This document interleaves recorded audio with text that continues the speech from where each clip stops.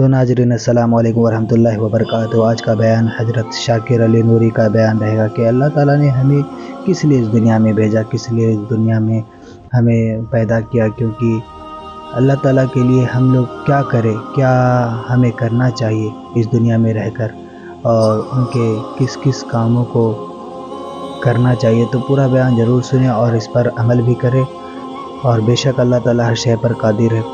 تو پورا بیان ضرور سنیں اور اس بیان کو سن کر کے اس پر عمل بھی کریں۔ تو چلیے بیان شروع کرتے۔ یہ ہے کہ کوئی بھی حالت جو اس وقت آپ کی یا کسی کی بھی ہے، یہ ذہن میں رکھیے گا کہ یہ حالت پرماننٹ کسی کی نہیں رہ سکتی۔ اللہ کی سنت ہے کہ وہ حالات کو انسانوں کے درمیان بدلتا رہتا ہے۔ اب آگے کی طرف آپ کی توجہ کو مبذول کراؤں کہ جس قرآن کے اندر یہ آیے کریمہ موجود ہے، اسی قرآن نے ہمیں ایک فکر دی۔ وہ فکر کون سی ہے؟ تو اللہ رب العزت جل جلالہ ارشاد فرماتا ہے، اولم یری الذین کفروا ان السماوات والارض کانتا رتقا ففتقناہما وجعلنا من الماء کل شیء حی افلا یؤمنون۔ قرآن کہہ رہا ہے کہ کیا وہ کافر نہیں دیکھتے کہ زمین و آسمان دونوں ملے ہوئے تھے، ہم نے ان دونوں کو الگ کیا۔ آج سائنس تسلیم کر رہی ہے کہ زمین و آسمان ملے ہوئے تھے، ایک دھماکہ ہوا، زمین اور آسمان دونوں میں جدائی ہو گئی۔ آسمان کہتے ہیں بلندی کو۔ میرے پیارے آقا صلی اللہ علیہ وسلم کے پیارے دیوانوں، آیت کریمہ کے اس لفظ کے اوپر میں آپ کی توجہ چاہوں گا، اور میری گفتگو زیادہ تر اسی ایک لفظ کے درمیان انشاءاللہ گردش کرے گی، اور آخر میں ایک پیغام میں آپ کی سماعتوں کے حوالے کروں گا۔ اللہ فرماتا ہے کیا ان کافروں نے نہیں دیکھا؟ یہاں سے ایک بات سمجھ میں آئی۔ میں اسپیشل اسٹوڈنٹ سے گزارش کروں گا، نوجوانوں سے گزارش کروں گا، ہمتن توجہ کے ساتھ میری گفتگو کو سماعت فرمانے کی زحمت فرمائیں۔ قرآن صرف سنانے والی کتاب نہیں ہے، قرآن دکھانے والی بھی کتاب ہے۔ یہ سناتی بھی ہے اور یہ دکھاتی بھی ہے۔ میرے پیارے آقا صلی اللہ تعالی علیہ وسلم کے پیارے دیوانوں، قرآن نے کیا کیا ہمیں دکھایا، کن کن چیزوں کو دیکھنے کا حکم دیا، اور جب کوئی قرآن کو دیکھ کر قرآن جن چیزوں کو دیکھنے کا حکم دیتا ہے، جب ان چیزوں کو وہ دیکھنا شروع کر دیتا ہے تو پھر وہ اپنے رب کی نافرمانی کا شکار نہیں ہوتا۔ معبود برحق کے سامنے اس کی جبین جھک جاتی ہے اور کہہ اٹھتا ہے سبحان ربی الاعلی، پاک ہے میرا پروردگار جو سب سے برتر و بالا ہے۔ قرآن دکھانے والی کتاب ہے۔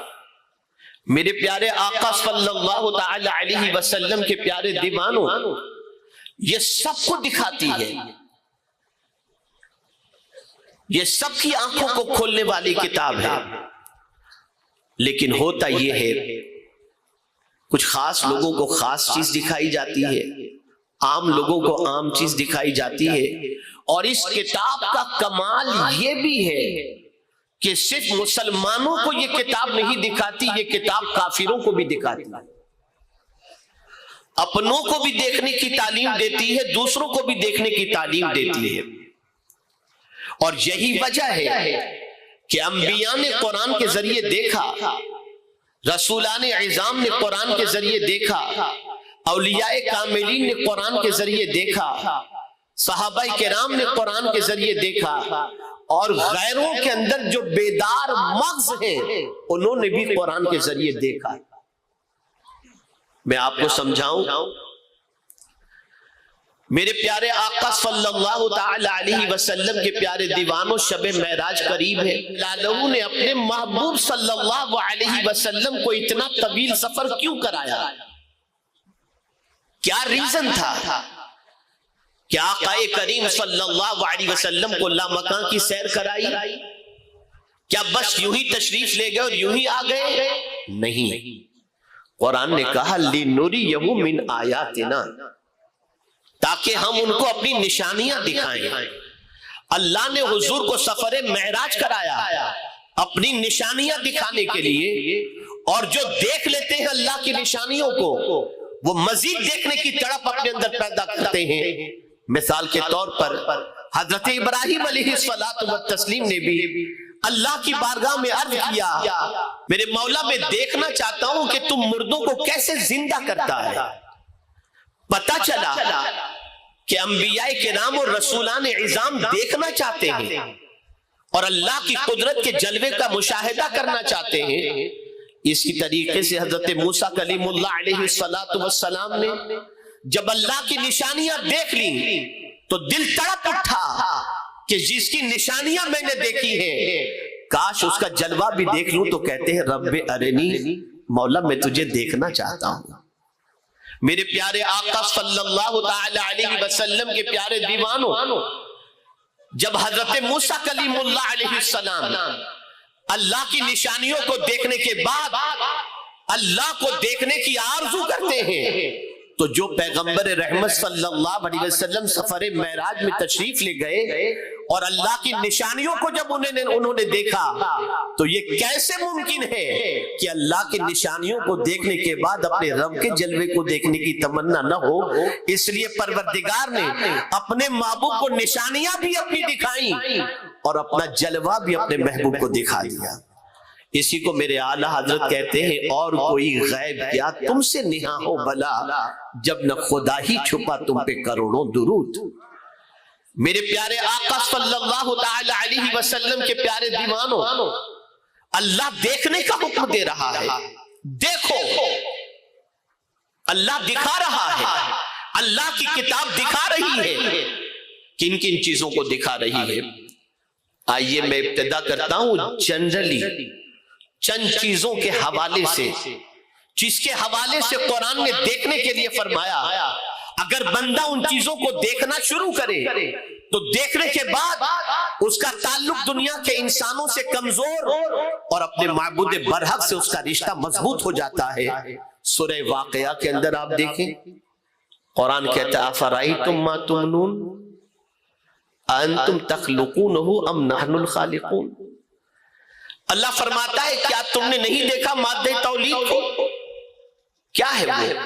ایک منی ہے، پانی کا قطرہ ہے، اور یہ پانی کا قطرہ ایک بندہ اپنی بیوی کے رحم کے اندر ڈالتا ہے، پھر میرا مولا فرماتے انتم تخلقونہ ام نحن الخالقون، کیا تم اس بچے کو پیٹ کے اندر تم سنوارتے ہو یا میں سنوارتا ہوں؟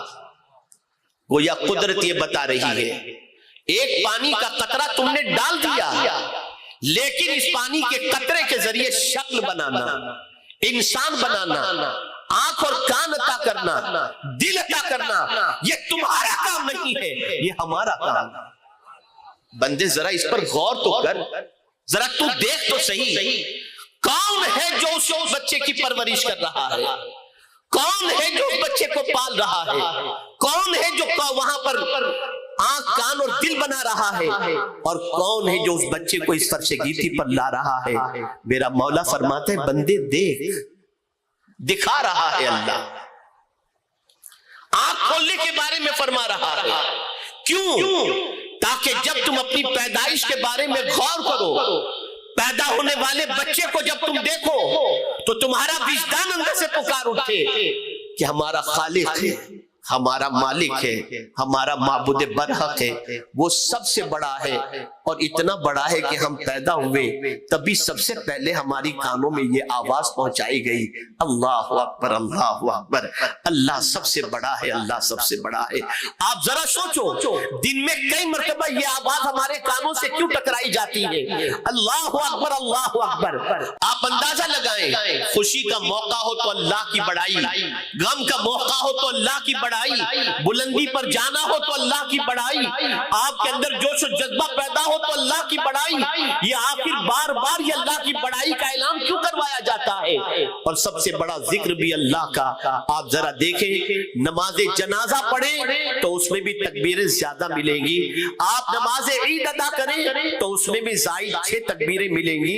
آپ ذرا سوچیں، جوش و جذبے سے سرشار ہو جائیں تو اس میں بھی آپ کی زبان پر نعرہ تکبیر کی صدا ہوتی ہے اور اللہ کی کبریائی کا آپ اعلان کرتے ہیں۔ تو میرا مولا چاہتا ہے بندے تو یہ جان دے کہ میں کتنی قدرت والا ہوں، کتنی عظمت والا ہوں، میں تجھے نشانیاں دکھا رہا ہوں تاکہ ان نشانیوں کو دیکھنے کے بعد تیرا سر جھکے تو میری بارگاہ میں جھکے، اور تو بڑا مان تو صرف مجھے بڑا مان کر اپنی زندگی گزارنے لگ جائے۔ آپ ذرا سوچیں، اللہ دکھا رہا ہے۔ آگے قرآن مقدس میں رب نے فرمایا پانی کے حوالے سے، وہاں بھی اللہ فرما رہا ہے دیکھنے کے بارے میں، افرأیتم الماء الذی تشربون، کیا تم جو پانی پیتے ہو اسے دیکھتے نہیں؟ دیکھنے کا حکم ہے، پانی کو دیکھو۔ اور یہ رسول رحمت صلی اللہ علیہ وسلم کی سنت مبارکہ ہے کہ پانی دیکھ کر کے پینا، یہ مصطفیٰ کی سنت مبارکہ ہے۔ قرآن کہہ رہا ہے افرأیتم الماء الذی تشربون، جو پانی تم پیتے ہو کیا تم نے دیکھا نہیں؟ اب دیکھیے اللہ اپنی قدرت کے جلوے دکھا رہا ہے۔ انتم انزلتموہ من المزن او نحن المنزلون، یہ پانی تم نازل کرتے ہو یا ہم نازل کرتے ہیں؟ بارش کون نازل کر رہا ہے؟ آسمان سے اترنے والا پانی کون بھیج رہا ہے؟ میرے پیارے آقا صلی اللہ تعالی علیہ وسلم کے پیارے دیوانوں، یہ پانی جو آسمان سے نازل ہوتا ہے، یہ نازل کرنے والی کوئی اور ذات نہیں، یہ پروردگار جل جلالہ کی ذات بابرکت ہے۔ اس کو تھوڑا سا سمجھیں۔ کافروں کو دیکھنے کے لیے کہا گیا کہ وہ دیکھتے نہیں کہ زمین و آسمان دونوں ملے ہوئے تھے اور پروردگار نے دونوں کو جدا کیا۔ جو ثقیف تھا وہ زمین کی شکل میں رہ گیا، جو لطیف تھا وہ اوپر اٹھ گیا، لیکن دونوں بند تھے، رات وقت تھا دونوں کے درمیان، دونوں میں دو کھلے ہوئے نہیں تھے، دونوں میں رات تھا، لیکن اس کے اندر پروردگار جل جلالہ نے فتح فرمایا، دونوں کو کھول دیا۔ لیکن جب زمین کھلی، آسمان کھلا، تو آپ جانتے ہیں کوئی انسان تو زمین پر تھا نہیں، تو زمین سے اناج نکلتا کیسے، کون کھاتا؟ کوئی انسان زمین پر تھا نہیں، پانی برستا تو کیسے برستا؟ پھر میرا رب ہی ہے جس نے آسمان کو کھولا اور کھولنے کے بعد اس نے پانی برسایا۔ کل بھی وہ برساتا تھا، آج بھی وہ برسا رہا ہے اور ہمیشہ وہی برساتا رہے گا۔ لیکن اس پانی کی کیفیت کو قرآن بیان کر رہا ہے، لَوْ نَشَاءُ جَعَلْنَاهُ أُجَاجًا فَلَوْلَا تَشْكُرُونَ۔ اے پانی پینے والو، ذرا اس پانی کے بارے میں غور کرو، اگر یہ پانی میٹھے کی بجائے میں کھاری پیدا کر دیتا تو؟ اگر یہ پانی نمکین ہوتا، اگر یہ پانی سالٹی ہوتا تو تمہارے حلق کے نیچے یہ پانی نہ اترتا۔ لیکن آپ جانتے ہیں جب پروردگار جل جلالہ اس پانی کو نازل کرنا چاہتا ہے تو سمندر کے اندر سے آپ دیکھتے ہیں کہ موجیں اٹھتی ہیں، جھاگ بنتی ہے، کوئی سمندر کھاری بھی ہوتا ہے، جھاگ اٹھتی ہے اور اٹھنے کے بعد یہ جھاگ اوپر جاتی ہے۔ پروسیس دیکھیں آپ، کھاری سمندر سے پانی کی جھاگ اوپر اٹھتی ہے، کوئی مشین اوپر نظر نہیں آتا، کون ہے جو اس میں سے کھاری کو نکال کر میٹھا بنا کر کے نازل کرتا ہے؟ وہ میرا پروردگار ہے۔ کوئی مشین نہیں، کوئی مشین نہیں ہے۔ آج کھاری پانی کو میٹھا بنانے کے لیے انسان نہ جانے کتنے پروسیجر کر رہا ہے، اخراجات بے پناہ ہو رہے ہیں، لیکن پھر بھی وہ پانی جیسی لذت نہیں ملتی جو میرا مولا پانی نازل فرماتا ہے۔ کون ہے وہ؟ جو اس کھاری پانی کو میٹھے میں تبدیل کرتا ہے، یہ میرا رب ہے، وہ دیکھنے کا حکم دیتا ہے۔ بندے دیکھو تم، ذرا غور کرو تم، کون ہے تم کو پانی دینے والا؟ اور یہ معمولی پانی نہیں ہے، آسمان سے جو پانی ہم نازل کرتے ہیں، اللہ فرماتا ہے اللہ اکبر، وَأَنزَلْنَا مِنَ السَّمَاءِ مَاءً مُبَارَكًا، ہم جو آسمان سے پانی نازل کرتے ہیں وہ برکت والا پانی ہے، اور ایسا پانی ہے دنیا کی جتنی بسلریاں ہیں وہ اتنی فلٹر پانی نہیں دے سکتی جو اللہ آسمان سے پانی کو نازل فرماتا ہے۔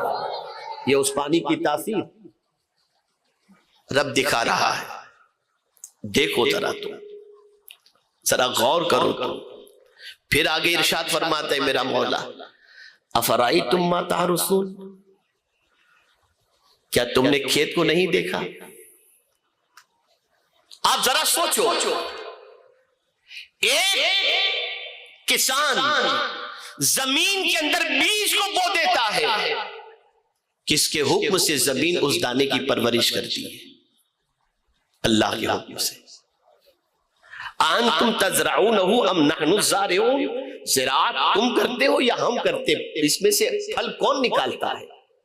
زمین کے اندر دانا ڈالنا تمہاری ذمہ داری تھی، زمین پر دانا ڈالنا تمہارا کام تھا، لیکن اس زمین کے اندر اس دانے کی پرورش کرنا یہ میری ذمہ داری ہے۔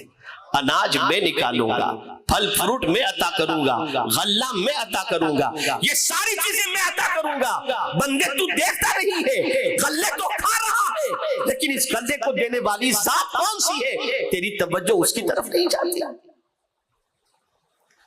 اب تھوڑا سا ذہن حاضر ہو تو ایک بات عرض کروں، ہمارے یہاں مسلمانوں میں مرنے والے بندے کو بھی زمین کے اندر ہی دفن کیا جاتا ہے، لیکن ہم دیکھتے ہیں 1 سال کے بعد اگر اس کی قبر کو کھودی جائے تو ہڈیوں کے علاوہ کچھ نہیں ملتا۔